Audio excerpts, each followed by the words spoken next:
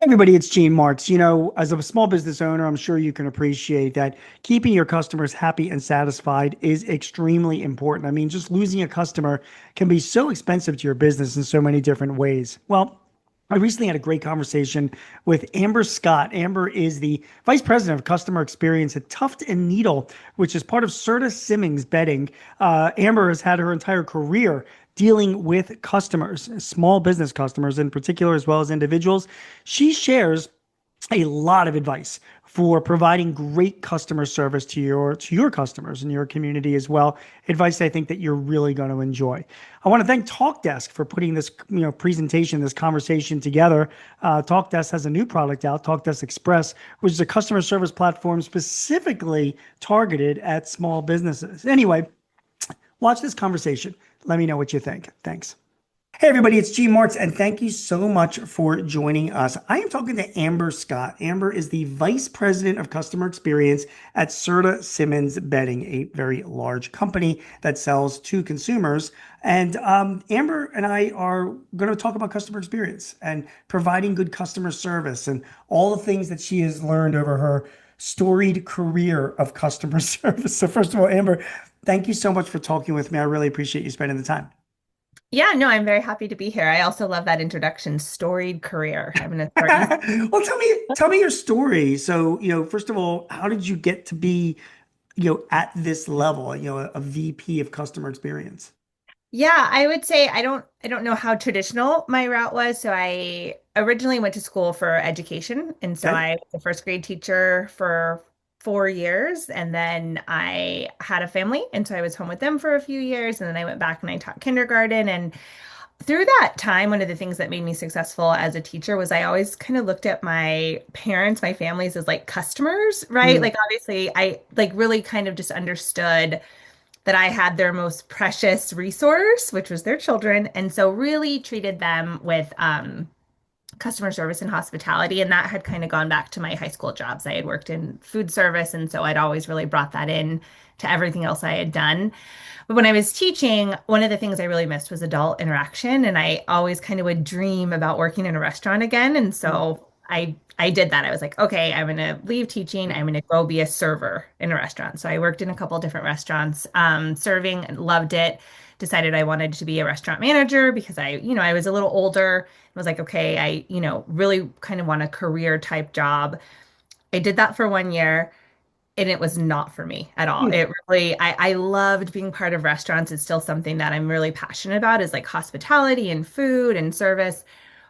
But I was not a good restaurant manager. It really Huh. just wasn't for me. Some of the personality traits and skill sets that you need to be successful in that industry, I just didn't possess. And I had a friend, she had bought a Tuft Needle mattress and didn't like it. She was like, I hate this mattress. I need to return it. And one of the things, Tuft Needle, which is one of our brands here at Serta Simmons Bedding, one of the things they talked about was this easy, no questions asked 100-night sleep trial. And so she came into work and we were talking about it and we were all kind of pumping her up and we're like, you call them and you make them do this and you're gonna have to fight them, but it's on their website. And so we were all so sure she was in for such a hassle, right? Like no questions asked. I don't know. None of us believed that. And so the next day she came back and she was like, I called them and they said, thank you. And here's your money back. And could you donate it to a charity? And we were Wow. what? Wait, Like, so what? Tuft and Needle said to her, "We'll give you the money back as long as you donate it to a charity," or just as a Yep. suggestion? That to this day, that's our return policy, right? We don't want it in a landfill. We don't want it back. We're not selling used mattresses. And so in the return process, we Oh, ask donate the people to donate it. mattress to a charity. Yes, sorry. Yes. Oh, yeah. No. You're like, that's not great. That's No, a cool. That's a really cool policy. yeah. It's a great idea. Okay. Yes, yeah. Especially with Tuft and Needle because we weren't reselling them, right? So we really our mission was to see it in a good home. Sure. And so that just kind of made me curious, right? I'm like, what is this company? And so I Yeah. started doing some research for them online and saw that they were hiring for customer experience agents. I had never done that kind of customer service. I'd always been in restaurants or like fast food. But I was like, why not? I'll apply. And so 3 months later, very lengthy application process, I was offered the job. And at that point in my career, I'd been hopping around a little bit, right? Kind of lost. I didn't really know what I wanted to do, but I knew I wanted to work for a company that cared about people, and Tuft Needle did that. So I'm like, okay, well, I'll stay here like a year or How long whatever. ago was this?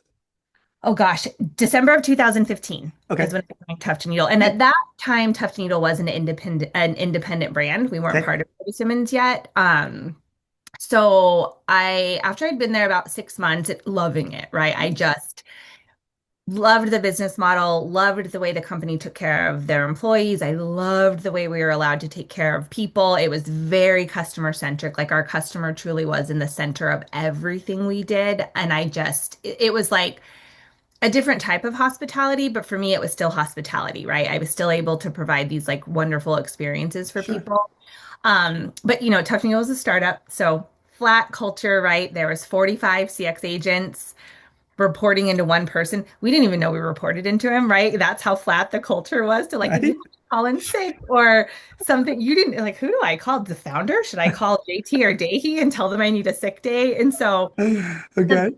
the business was trying to build some structure around leadership, and I was asked like, "Hey, would you like to sort of help us build out the CX leadership?" And I was like, "No, no. I've been a manager before. It is the worst thing I ever did. It is not for me. You don't want me to do this." And they were, pretty encouraging. This will be different. There's management and there's leadership. This is Hmm. going to look different. It's more scaffolding talent and really Hmm. ensuring that we're providing great experiences. So I was like, okay. And like at that point, we were not even called managers. I think our first title as leaders was skills leader. So I was Okay. like, all right, I can kind of figure this out. And you think about pivotal moments in your career. I always think back to like saying no to that, but Sure. then being open and listening and then saying yes, because that really is, from there, I was CX manager. I was part of the team when we joined sort of Simmons Bedding, helped kind of scaffold that. In 2020, our then head of CX decided to move on, as people do, right? Like he was ready to do something different. And I was able to interview and get that role and then really be part of helping Tuft Needle kind of merge with sort of Simmons Bedding, right? Kind Sure. of post acquisition, how do we really become one team? And then, like you said, now I'm our VP and I lead all of CX for SSB. So B2B, D2C, warranty, all of it. And it really is quite an honor. And, but it's been a journey. I gotta ask, so I have a million questions based on that story because it is it's a great story and it really tells you like how how a person can come from like, basically waiting tables to Yeah. becoming a VP of customer Yeah. experience Yeah. In 10 years. in 10 years, which is it really is something. Why you mentioned earlier about like you loved being like a customer service or customer experience representative, you were really into it. You had no desire to be part of management. I'm kind of does that come from you or did that come from the culture of the company? Like what made you like it so much? I mean, Yeah. beds. Yeah. No, I think it's both. I think, at Tufton Needle, we would often joke of like none of us saw us in mattress, right? Like Yeah, all of us were kind of either problem solvers or experienced people. Like one of the questions when you applied that they asked was like, what do you make? Right? Like so that maker culture. And I sure. remember that question really stumping me because I was like, well, I'm not a crafter. I'm Yeah, not like I don't crochet, I don't knit, I don't cook, I don't make anything. But my husband was like, well, you really love making experiences. He's yeah. like, that's really important to you from like dinner parties to like holidays to like my work in the restaurants. And I was like, oh, that's a really good point. So I think what I loved about customer service at Tuft Needle is that we were empowered to make every experience as best as it could be. So when someone called in, especially in those early days, like we weren't thinking about like, okay, how quickly can I get the sale or how quickly can I get off the phone? It was really like, okay, Jean has called. How can I be the best person to Jean in Sure. this moment? Hmm. And then kind of me personally, some people think this is cheesy, but in my older age, I don't care. I truly believe in like the transformational aspect of customer service. I think Sure. when someone calls in or reaches out to us and they have a good experience, that enables and empowers them to go and give another good experience to whether it's their partner or their children or Sure. someone else in the world, and then the ripples that make. So I love just being part of that, knowing that in my mind, I was helping change the world. I think it's really important for people to know that you're selling beds, and you can have on one side people are like, "Well, we just sell mattresses. Like, what's the big deal?" But if you take it another step further, we spend anywhere from 6 to 12 hours in our beds. Yeah. It is a really, really important part of our life, and it Hmm. is impacting people's quality of life, what they're getting, Yes. and everything that companies sell. I don't care if it's widgets, I don't care if it's flour, if it's a container, if it's my company sells CRM systems. I mean, like who cares? You're improving people's lives, helping them hire employees, Yep. helping them grow their business, helping them, have more satisfactory existences. Just in that little space. I mean, if you can get that message through to your customer service team saying, listen, we're not just selling mattresses, we're selling, we're helping people live their lives better. Does that make sense? Yep. Yeah, no, and I totally buy into that. Like at SSB, our mission statement is to help people sleep better so they Yeah. can live better lives, right? It does all come down to that. And you're like mattress is very personal to Yeah. people, right? When they need a new mattress, it's either maybe something's exciting has happened, right? Sometimes it's a wedding or maybe a new baby or a new house, or they're in pain, right? Something's True. going wrong. And so we have to be very in tune to why people are reaching out and how we best meet them where they are and support them through whatever, whether it's a happy occasion or whether it's something that's a little tougher. Okay. Um, how do you how do you determine who's a good customer service agent without naming names, obviously? When you see people that are on your team and you're like, oh my God, this person's really, really great at their job. What makes that person really good at their job in customer service? Yeah, so for me, it's people that like to solve problems Yeah. that are also kind, right? Like I think those two things need to go together because, there can be an agent that's super kind, really wants to help, really is like has the right heart. But if their mind, if the way they sort of go through things isn't very problem solving, out of the box, kind of thinking differently, they're not going to be very successful, right? And if someone's a really good problem solver, but ultimately doesn't care about the softer side of people interaction, that's also going to be a bit of a problem. But really, it is, people come in and one way or another, there's a problem to be solved, right? So Yes. if they want to purchase from us. That's the problem to be solved. How do we connect them with the right purchase? And I think that that transcends mattress, right? Like I think about even when you like need to buy a new shirt for an event, you have a problem to be solved. And so agents that can really take every interaction as a serious problem to be solved kindly, to me, tend to be the absolute best. How about hiring? Like, what do you look for in a good new hire?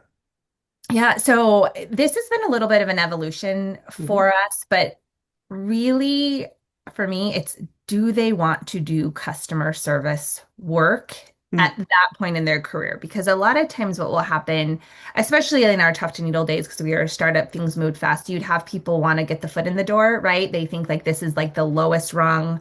How do I get my foot in the door and then like move up from there? Which I am an example of someone Sure, that you are. came in, was able to move up. We have people that have started in CX and moved all across the company. And so it's not saying that we try to gatekeep and we don't want that, but we want people that like customer service is an art and a science in itself. And so I think really working to identify and asking questions along that of like, do you want to be here in this role in this moment? 5-year plan, yet important too, like growth, mindset, all of those things are really important. But I think it starts with do you want this role and why? Mm, And people, thank goodness, tend to be pretty honest when you mm. ask those kind of questions. And for us at this point in our journey, if you don't want to work customer service, you're probably not right for our team. Is there any kind of experience of a candidate that sticks out for you? And I'll give you an example. Like I was talking to a guy recently who visited a Windows and Doors conference. The guy sells Windows and Doors, and he's like, I don't, I don't. I look for people in both customer service and sales that I see every day. Like you mentioned, like you were a server in a restaurant. He goes, his pipeline comes from restaurant and retail because, as you know, once in a while you bump into that unbelievable server, who's got energy and enthusiasm and remembers the whole order and just does a great job. And he's like, you know what? I cannot teach somebody to be that way. I can teach them how to sell windows and doors and service our customers. You know what I mean? So, is there any type of experience or qualification that you think a customer service rep should have, or is it just something that's innate within them that you can just tell they would be good with people? So we tend to be pretty open. Like when we look at our organization, we have our B2B agents. So the ones they service like our retailers and our hospitality partners. And then we have our direct to consumer and warranty agents. And so I will say for our B2B agents, we do look for experience, right? Okay. It's retailers, high expectations of service. Our systems are, a little complex. We're over 100 years as a business. So there's some complexity in there. So while we're also looking for like that heart, that problem solving ability, we are also looking for people that have been in systems, have been in, on phones and emails. Our direct to consumer, we're a little bit more in terms of like a varied background, Mm. but again, we're sort of looking for curiosity, kindness, growth mindset. So you might have come from a restaurant or, we have people that were teachers. We've had people that, worked the door at clubs. We've had people that were like in uh the like, fundraising, like Yep. when you're kind of seeing people outside and they're fundraising. We've had people Okay. that That in works. that. Yeah. Yeah, but really, I think we're open to different backgrounds, especially if you can talk about how that background has led you to this role. The kind of oh, why do you want this job? That's a big question for us. Why do you want this job and what has led you here? And so definitely looking for some more grounded experience on our B2B team, but D2C pretty open to people's journeys and what's led them to CX. Well, you bring up another question for me. So you guys sell B2B as well as B2C. I'm assuming your B2B is like to like hotels and places that need lots of mattresses. Is that correct? Yep, hotels and retailers. So And retail. we are also our main business is manufacturing for hotels and manufacturing for retailers to sell in their stores. So like Rooms to Go is one of you'll see our mattresses in a Rooms to Go. You'll see us in Macy's, J.C. Penney. So a big part of our business is our retailer relationships. How is it different selling B2B versus B2C? When I'm not just selling, but servicing, B2B customers versus B2C customers. Yeah, it is. Again, it all starts with kindness and problem solving, but it is different in ways where our retailers were often able to create longer term relationships. And then also we have some partnerships in those relationships too, Mm. because we have a sales team, right? That's who kind of works with them on like kind of bringing them in their accounts. And then our CX team is more like the individual orders and transactions.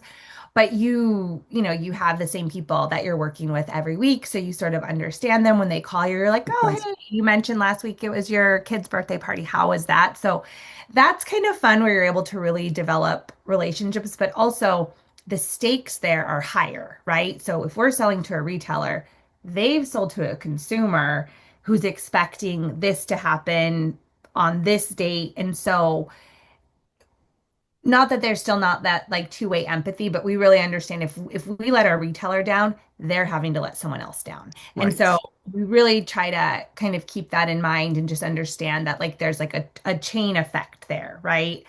With consumers, again, kindness and problem solving, but we might only talk to some of those people once. So it's almost Yeah. like you have one shot, right? We have to get it right that first time.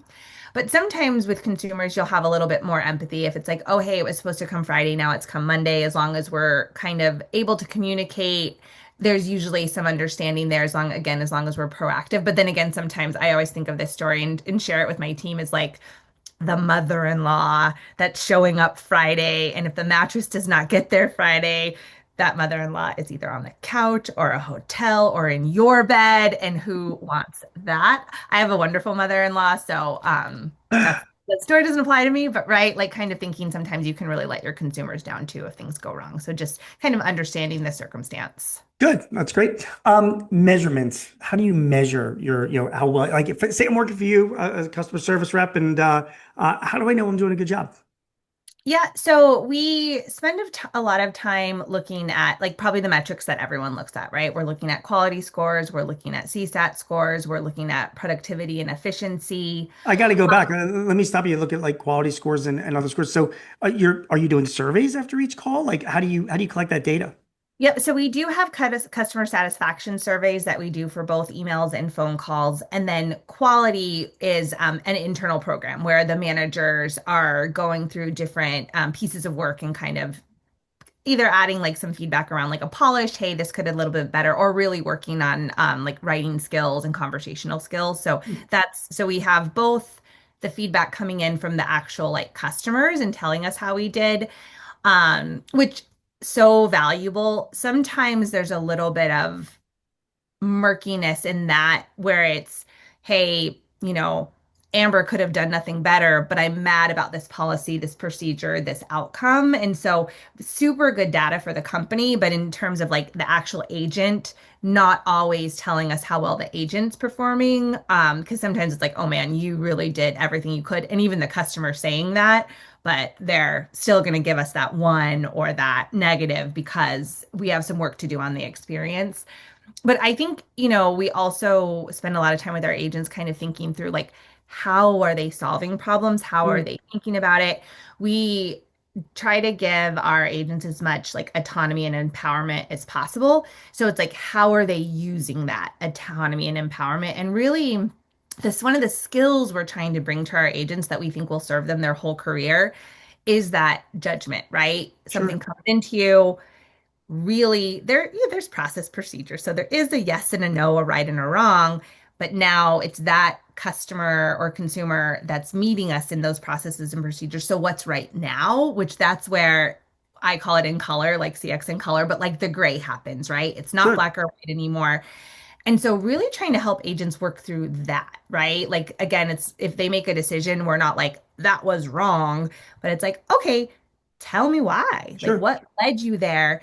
And if the answer is like, well, they were mad and so I did this, I'm like, there needs to be more to it than that. Like, okay, you wanted to make them happy. Great. Why did you think this would make them happy? Did you think about the impact to the business and to the team and to the consumer? So really honing that judgment, which will serve you in any industry, any It career. it sounds like, I mean, like you're well involved with these agents. Like, are you listening in on their calls? I mean, what interaction do you have with these agents throughout the course of their day so they don't feel like they're just operating on an island, you know? Yeah. So I personally at this point am not like actually like listening to Well, you're like, a big shot. You're well above yeah. that now, right? No, but our leaders, so our leaders are definitely in the details, right? Yeah. They are paying attention. We have our communication channels. And so those are shared channels. So agents are asking questions, leaders are hopping in to support. But yeah, they're like the leaders are listening to calls, they're reading through emails. And then one of the things that one of our leaders instituted last year that we have everyone doing is they have each agent submit like a humble brag. So basically, like a piece of work that they Hmm, feel so proud of, that they cool. really feel like they nailed. And then the leaders and the agents get to talk through that and kind of it gives the agents an opportunity to also think through like wanting to have these really proud moments, right? Like we want every interaction to be like that. We know it's not going to be. Hmm. But I think that that's a good offset to like a quality program is to have your agents also share their proud moments, share what they want to work on. Um, but yeah, so our managers Great. are in the details with the agents. So, I was just reading this report from, I think it was McKinsey that did this recent report that was telling how we're switching gears a little bit to technology, AI. Okay. Um, all the money that's being spent on AI right now, or the great part of it, is focused in corporate America, although it's trickling down to smaller companies. A lot of the money is being spent to automate programming and development at some of the big tech firms. But the biggest source of AI spending has been towards customer service and Yeah. experience. Chatbots and automating responses and having the ability of bots to talk with customers, all that kind of stuff. I'm just kind of curious, Amber, what are you, and some companies are really leaning into it. Some of them have leaned into it and are pulling back because, frankly, humans like to speak to humans, more so than bots. So they're learning that the hard way. Um, I'm just kind of curious your thought. I mean, you're in this world. What do you guys, what are your thoughts on AI both now and in the future when it comes to customer experience? Yeah, so I will say I'm super excited by AI and the capabilities it's going to bring both to like both customer facing and internal, one of the things we've always kind of struggled with, and I think struggle is the right word. One of the things we've always really wanted to be better at is always on, right? Like Yep. 24/7. Like Yeah. Yep. we don't provide that. And so if someone needed to reach us at 2 in the morning and get some information or start a claim or do something like that, I would love for them to be able to do that. And then also just knowing that, websites are really complex to some people, right? So being able to navigate the complexity of everything's on a website, like typically all the information is there. So when I think about AI customer facing, it's that, right? Like Yep. how do I provide 24/7 service that's good, right? Like that's the push in and pull back, I think, is like you can launch all of these tools, but are they good? Yeah. That's like where a lot of people's journey is at. But so 24/7 service. And then again, like I think about like Beauty Rest as an example. We have also mattress online, right? We sell our mattresses online, also in store, right? So we try to Sure. meet people where they are. But navigating the sheer amount of information that's available about our mattresses on like a beautyrest.com, our agents do a really good job of navigating folks through. So, like, Jean, if you called and you're like, hey, I need a new mattress, here's my circumstance, the agents are going to do a good job of helping get you there. But you just on the website, maybe at 2 in the morning because you're not sleeping, it's going to be pretty tricky to be like, okay, the Beautyrest Black or the Sure. hybrid or this. So, thinking about how AI can provide like a conversational experience and navigate that website for you. Um, I think that's huge. And then also when we think of like back office, right? The repetitive tasks that when you think about CX burnout, I to me, I'm not hearing my agents being like, I'm just so tired of talking to people. I'm I just know. so It's the paperwork, well, right? yeah, it's the back office, it's the mundane, it's the pressing the button again and again. So thinking about how we can use AI to automate, right? How do we take some of that mundane work? But my personal opinion is CX leaders need to find your excitement when it comes to AI because it is a tool. It's a tool that's moving really fast and it's going to solve a lot of problems. And then where we as leaders need to be able to step in and be the voice of our customer, our employees, and our company is where, right? Yeah. I'm sure you've heard human in the loop, right? Like where is the humans? Where's the technology? Where do we need to make sure that we're still being responsive to it? You said it at this point, at this juncture, humans will still want to talk to humans at some point. So how Yes. do we make sure we don't over leverage, but that we also don't over assume that people don't want to talk to technology, right? Like I talk to Siri and Alexa all the time. Sure. Sure. So, so It's funny because I cover AI for Forbes, and I write on it about 6 times a month. So I've seen a lot of like the good, the bad, and the ugly. I can tell you just seeing it from a customer experience point of view. I think it's all about transparency. I think if your customers are going to engage with a bot, I think it is really important for the bot to be like, "Hi, I'm Amber, and I'm a bot. yeah, I can try and help you and get you an answer fast this way. Or yep, if you prefer, call this number and you can speak to a human being. You yeah, choose. You know what I mean? Rather yeah. than try and fool the customer into thinking, because humans, we can figure this out if we're talking Oh to a yeah, bot. And then you feel yeah, like this is not the kind of experience I want to have. And yeah, I do think that customer experience is going to get to that level. It's going to come to that middle ground saying, choose if you want to work with a bot, or you can choose if you want to work with a human. yep, And there will be many cases where you and I, as consumers, will be like, oh yeah, we can get a faster answer, just work with the bot. It's fine, and yep. we'll just go down that road. Um, I have so many more questions, but we have a limited amount of time. I just, let me just give these two more questions, okay? Number one, you've been doing this now for like 10 years. You've been in corporate America doing customer experience. It's crazy. So, I mean, think back 10 years. I mean, that was like 2015. That sounds like a lot more than 10 years ago. Yeah. What what are some of the biggest things that have changed in the customer experience world? And I'm sure technology has got to be a big one, but what's changed?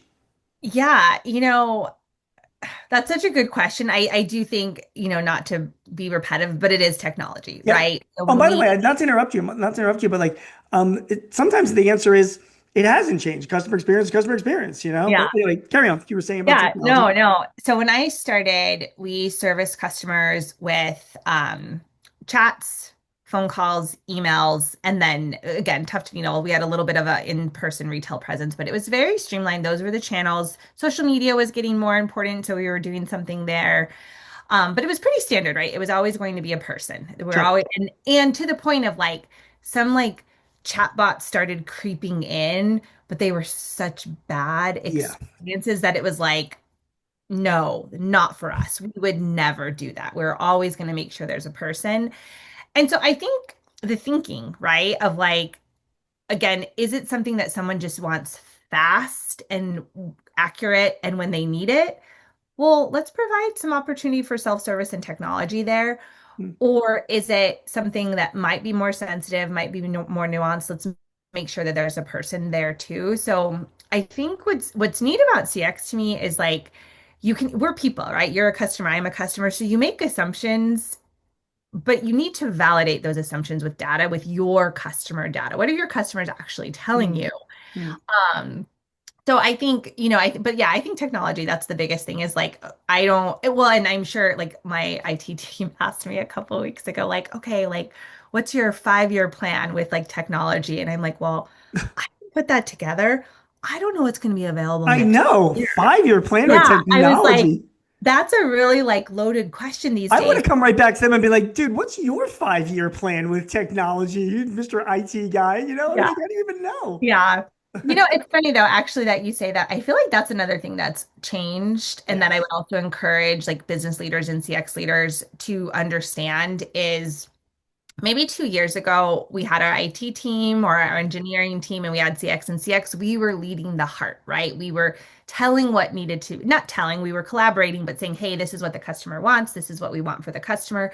And the IT team was taking those approaches and those experiences, and they were building them. That's not what's happening today. Sure. Today, CX, we are learning how to do this. We are hands on keyboard, building flows, building AI, not building AI, but building tools with the AI that's provided to us. And so it's become quite a technical job. And I did try to resist that for a moment because I like technology as tools. I don't want to know what's under the covers.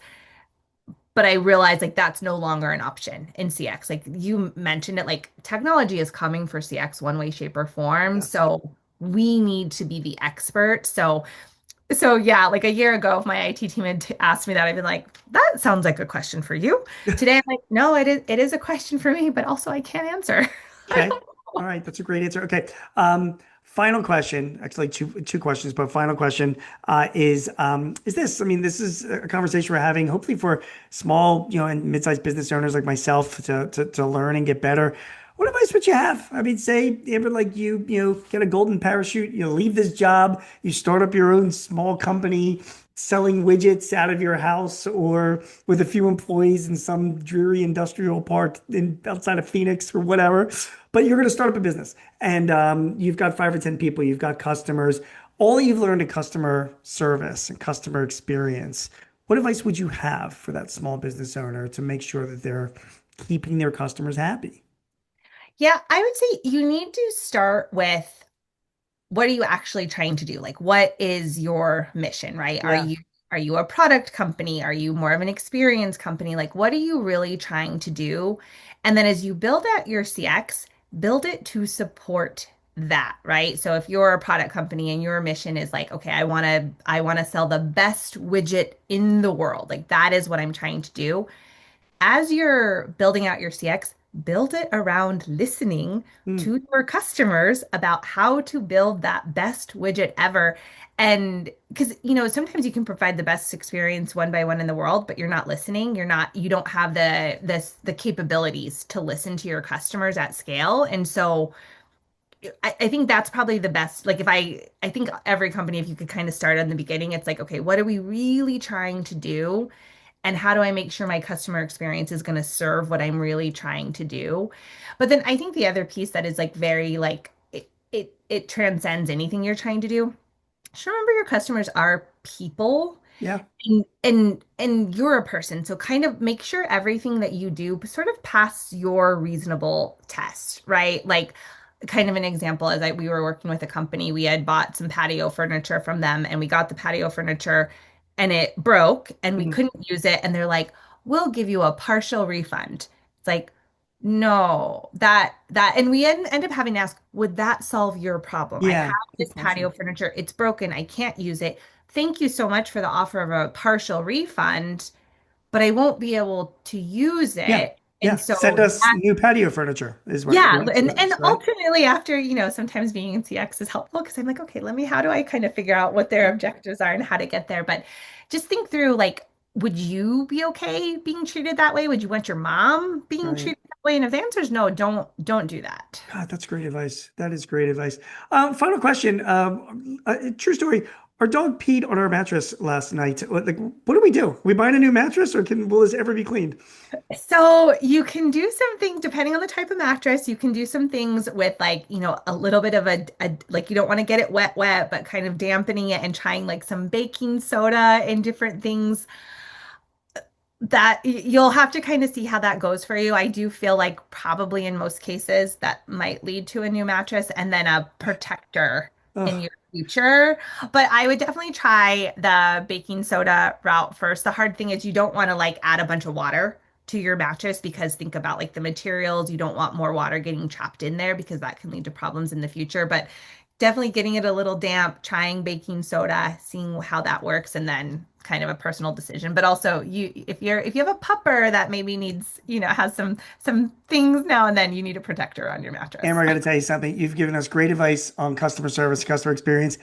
That advice that you just gave me was probably the best of the entire interview. So I want to Okay. thank you very much. If you have any takeaways, now I know like what to do, short of getting rid of the dog, which we're not going to do as well. No, Um, no. hey, I want to thank you very much for having this conversation. It's been a lot of fun. Everybody, I've been speaking to Amber Scott. She's the vice president of customer experience at Serta Simmons Bedding.